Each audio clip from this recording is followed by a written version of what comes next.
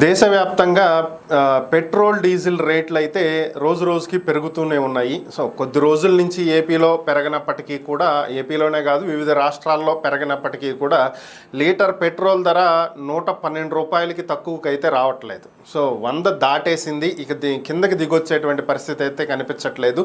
దీనికి సంబంధించే కేంద్ర ఆర్థిక మంత్రి నిర్మలా సీతారామన్ స్పందించడం జరిగింది.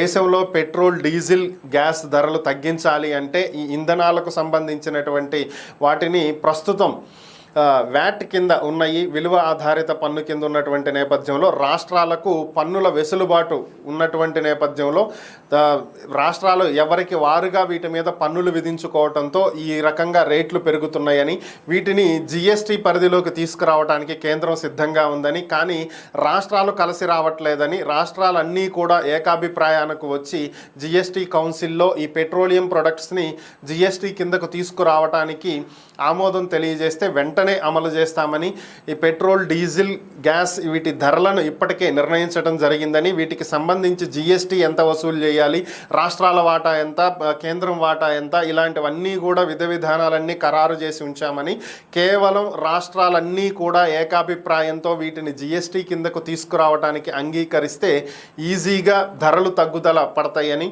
ఖచ్చితంగా ధరలు తగ్గేటువంటి అవకాశం ఉందని, కానీ రాష్ట్రాలే కలిసి రావట్లేదు, అందరూ కలిసి వస్తే ఇది సాధ్యమవుతుంది అని చెప్పి ఆమె తెలియజేశారు.